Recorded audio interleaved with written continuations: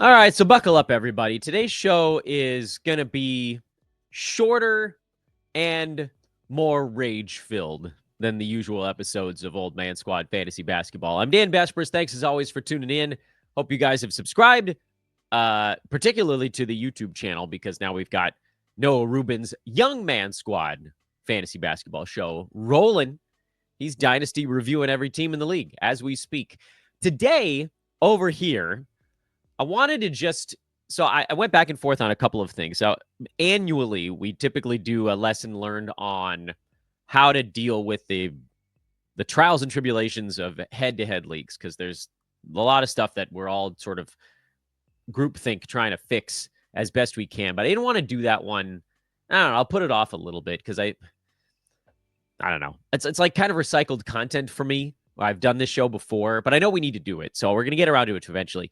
Instead, today's show is almost going to be like a message from me to me.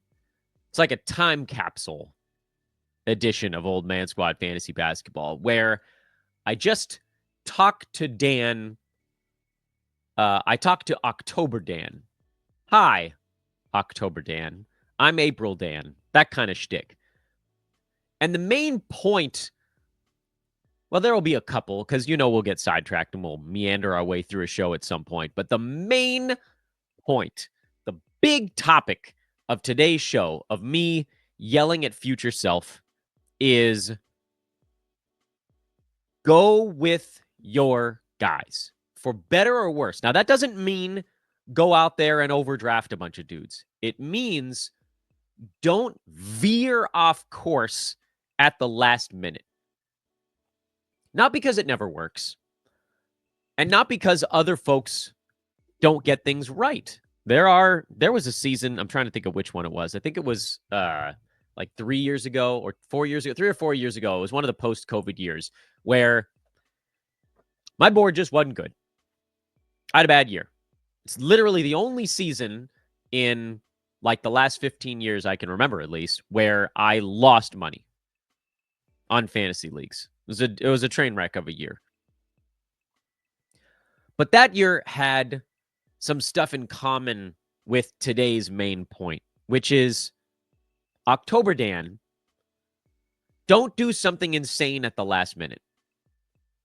Don't even do something that's not insane at the last minute. For two key reasons. Reason number one, and this is the sort of logical one, is I personally spend a stupid amount of time looking at this stuff, especially leading up to draft season, as evidenced by the fact that we put out, 2 shows basically every single day. Like, we're doing a lot of work. We have our boards, we have our guys where they're pre-ranked on Yahoo, the guys that we think we're going to get in each round. These guys, this is the work we've done. Trust the work you've done.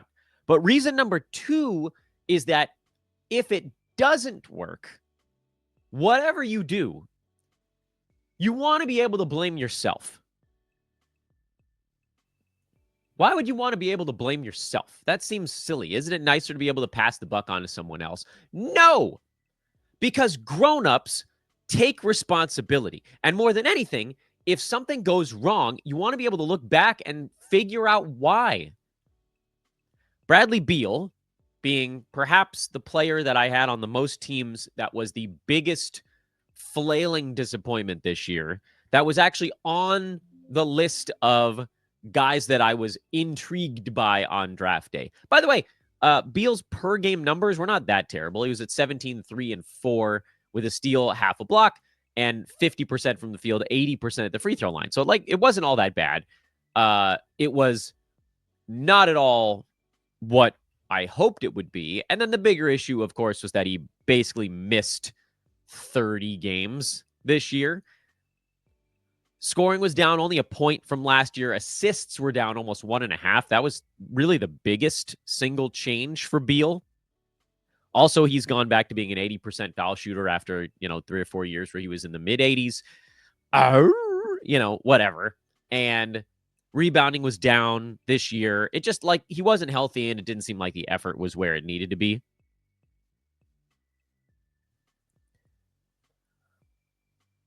Well, when you go back on something like that, Freddie VanVleet would probably be another one. Those are probably the two guys that I had targeted. VanVleet in the 3rd round, Beal in the 6th or 7th, that just sort of kind of pooted. Like, not game-breakingly bad. Having Bradley Beal for his 53 games was extremely annoying, but, he wasn't so bad that, like, drafting him at 70 and a guy that was around number 85. Wasn't game-breaking bad.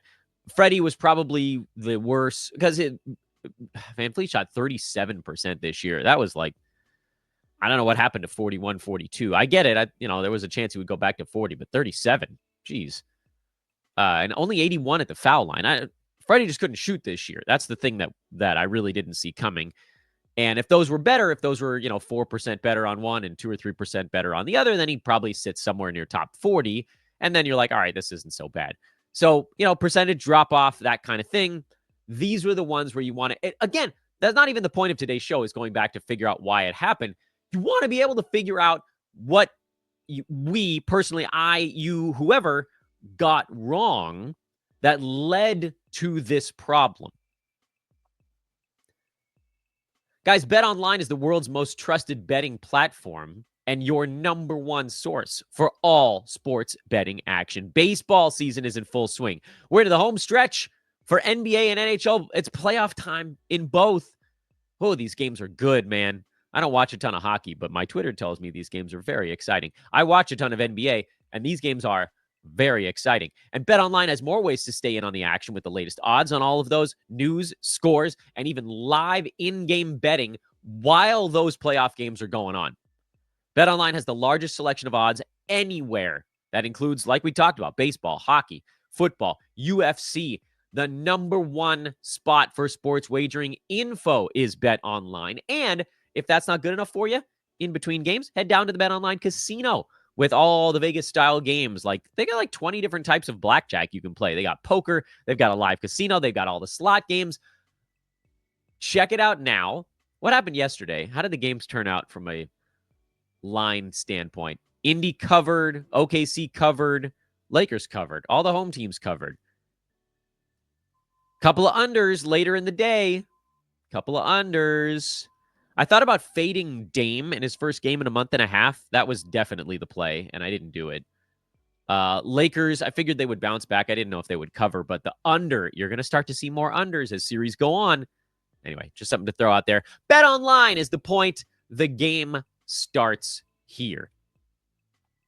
So back to the rant at hand. It's a full day rant show today. That's all we've got on this one. So I hope you're ready. I don't have any visual aids today. It's just all rant. The visual aid is like, here's the 3 players that I'm thinking about. So, okay. Let's take Bradley Beal, take Freddie VanVleet. Guys that I had clearly too high now that the season is over. Again, probably not like ruin your team level bad, but certainly not good. Freddie VanVleet, if you got him in the 2nd round, it probably was a mess. If you got him in the late 3rd, early 4th, your team can survive it. If you got Bradley Beal in the 6th, your team can obviously survive it because you could get a 0 out of your 6th round pick and you'd still be okay. Not the point. Point is, we want to figure out what we got wrong on the things we got wrong. I don't know that it matters what the answer is on today's show. I haven't prepared 15 minutes on what I got wrong about Bradley Beal. Instead, I just think it's important that if something goes wrong, you can trace it back to a decision that you made in your homework. It didn't work. Why? The one that drives me completely insane, and this is now coming back to where perhaps I'm going to get a little bit angrier, is when we make a decision not based on our homework. The example I would use on that is LaMelo Ball.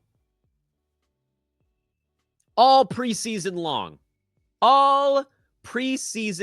damn long, I told you guys, don't deal with the LaMelo Ball fears, the ankle fears, all the stuff until we see him make it through another season healthy. On top of all the other stuff, the Hornets, as things went awry on yet another season, were able to pivot into tank mode.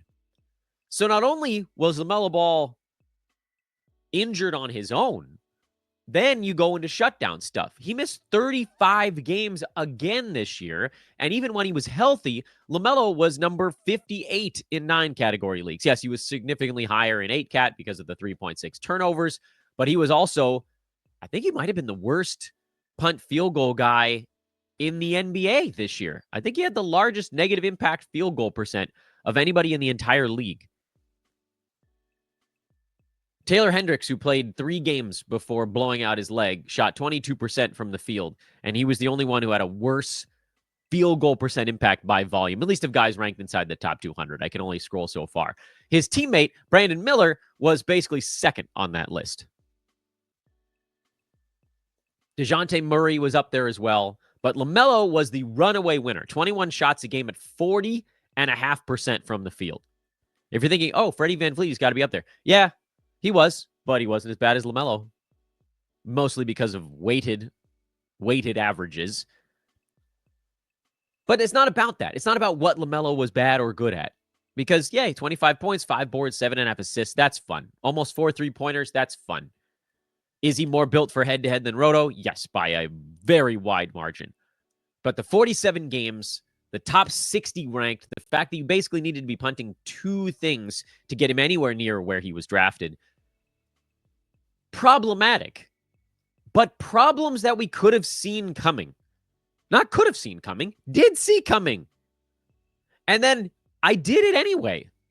I had LaMelo in multiple spots this year, and I still, looking back at those teams, cannot possibly figure out why. Why? How did this happen to me? Was it the news that he was going to wear like an ankle insert like Steph Curry did? Yeah, like that was out there, but I even played devil's advocate on shows with guests that were like, yeah, I'm into LaMelo this year. And I was like, can you really trust him right now? Can we really go down that path? I know he was healthy one time. His sophomore season in the NBA, 2021, 2022, he played 75 out of 82 games. His other seasons, he missed 21, 46, 50, and 35. One of those is now the anomaly. 4 of those are now the norm. And I know we can say, all right, well, like eventually he's going to probably have a healthy season. Yeah, but to me, it kind of reminds me of it's chasing a little bit. You're chasing. And I did it. I've done it before. It happens in the stock market, it happens in sports betting, and it happens in fantasy basketball. Chasing is sort of this same phenomenon of like when you want to almost be, it happened for a couple of reasons. Like a stock is going down, you're chasing the stock thinking that it's about to come back up. So you just keep like loading up on a thing that's falling apart. In sports betting, it's this desire to like be the smartest person in the room in sports. Like a team is losing, they're not covering, and you end up thinking like they've been so bad and they've not covered so many times that now they're getting all these extra points. Surely they're ready to cover now. The answer is probably, but you got to get it on the right day. If you get it on the very first day and you catch them on an upswing, great, you're the smartest person in the room. But generally, you're going to miss a couple of times beforehand. And that's basically what I think this translates over to, for me at least, the LaMelo Ball. I don't know what the example is for all of you guys. I'm sure if you think back to your draft, you can be like, yeah, I don't know what the hell I was doing here. There was a draft like 4 or 5 seasons back where I took Julius Randle in like the 5th round after I had basically said I wanted nothing to do with the dude. And he was like number 150 for the first 5 months that year before finally getting it going down the stretch. Never forgave myself for that one. Well, now I can forgive myself that one because now LaMelo Ball is the one that I'm going to think about. I said on draft night I wouldn't take him before the 3rd round. I'm not super mad at myself in the spot where I took him in the 3rd because I was like, all right, well, you know, this guy's got such intense per game upside. He could be a top 20 guy if everything breaks the right way, if he actually stays healthy. And the issue wasn't necessarily that I took him at the wrong spot in that draft. I think the issue there was that my team was not. Which team was that one? I think that team won. despite LaMelo, because I believe, if I'm linking him, I'll make sure I get this right so I'm not insulting myself unnecessarily. I had Shea in the first, so I felt like I had a pretty damn durable start to the draft. So there was an opportunity to maybe take a little bit more risk there, as opposed to another one where it was like Luka, LaMelo, and Dame near the top of the board. And it's like, okay, well, Luka's coming off the finals run, a little scary. Dame, old, a little scary. LaMelo, ankles, a little scary. Too much, a little scary in that one. But the problem, of course, now is that when you go back, if you make that type of move, like I did with LaMelo Ball, and this is not meant to be a whole show where I'm just clowning on LaMelo Ball. I actually think he's unbelievably exciting, and I love watching him play when he's healthy. You guys remember this 5 years ago when we were watching him as a rookie, and I just kept gushing on the broadcast about how he just does things like 10% quicker than other NBA players? And there's something cool about that when a player that's just a little bit ahead of everybody jumps off the page. You can see it. It's like it's like the 3D magic eye stuff when you're like, ooh, and something appears to be coming out off the page at you. That's LaMelo Ball. But he also has been upright for 1 out of his 5 seasons to this point. Again, not the point. What is and what has and has not gone well for him. The point of today's show remains now when I go back and I'm like, all right, well, what went right and what went wrong with this particular team? The answer is I drafted a player that I didn't want. And then there's no work to be done on that. I already did the work. I just did something stupid. And nothing feels worse than doing something stupid that you also know was dumb in the moment you did it. I would rather just be wrong because then I can go back and learn from it. What did I do wrong on the Bradley Beal thing? Was it that I thought he was going to do more moment to moment? Phoenix got deeper. And in mine, I was like, okay, well, that's going to impact the other more fringy guys around the main 3. But did it impact Bradley Beal? Was what I got wrong thinking that the Suns would be mostly competitive all year? Was it that I thought like KD and Booker would miss more time and that would help Beal, but it didn't because Bradley was already out for all of that stuff? There's all these little things that go into it.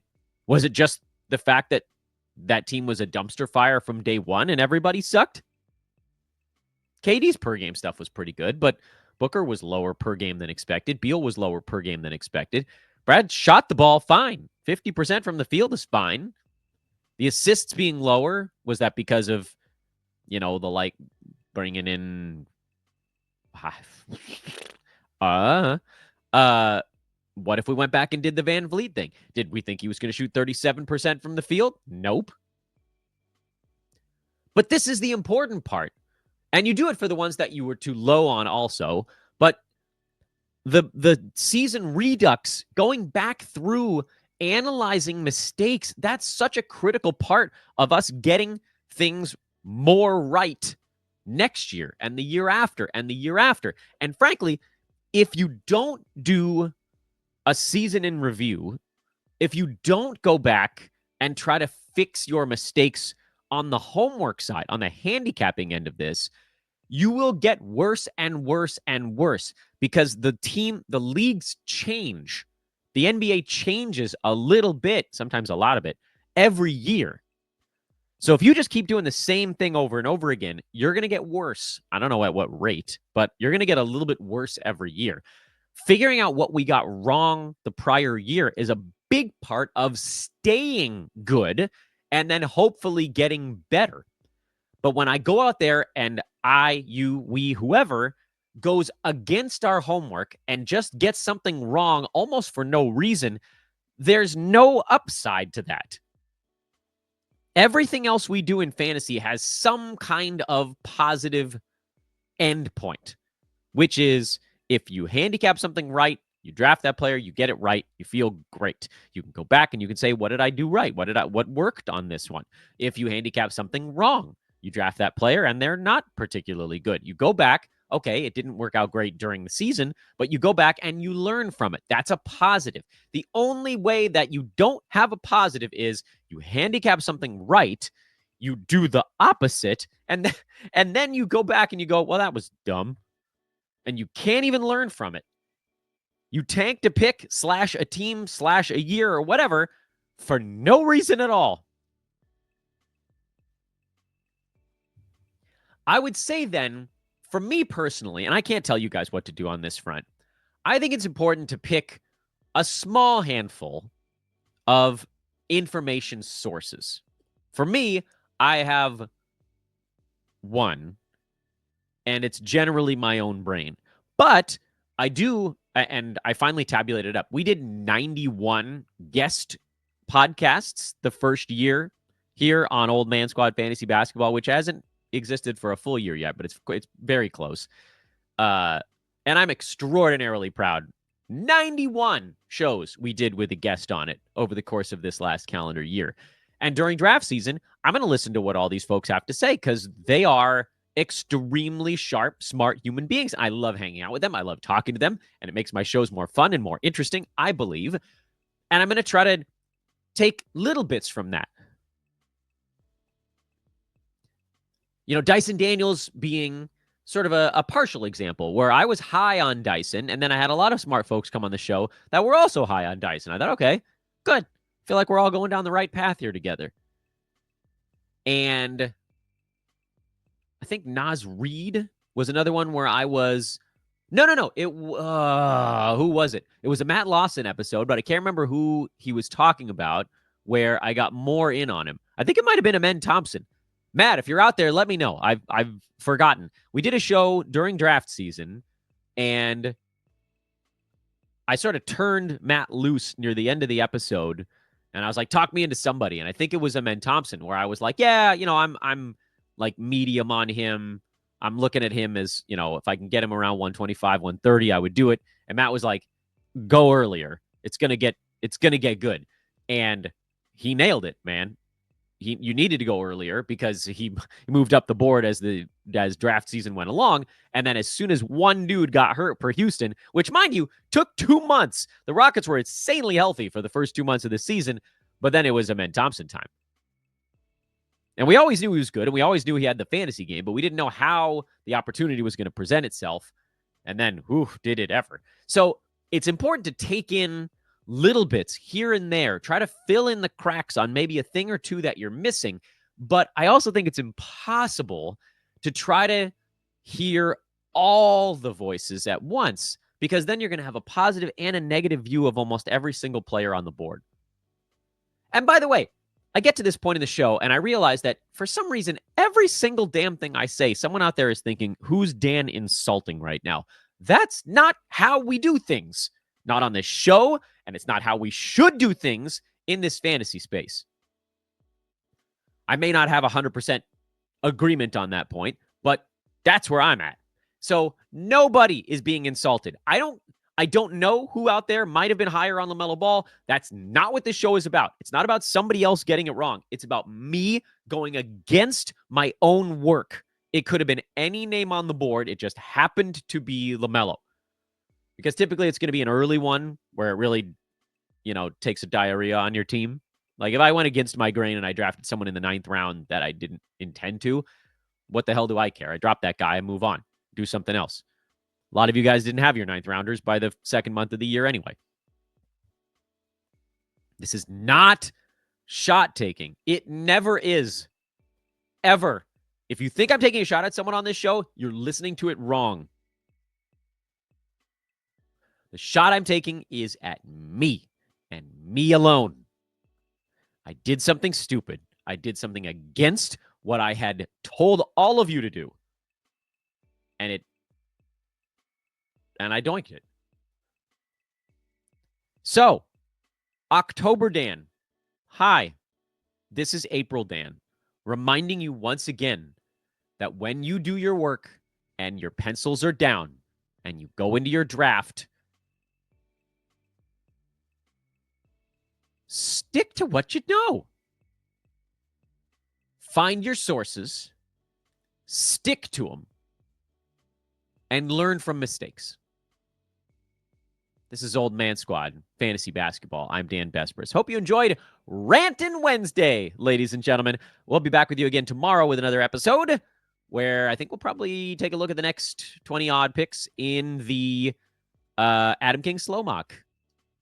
Because we're all lunatics doing a slow mock in late April. Adios for now.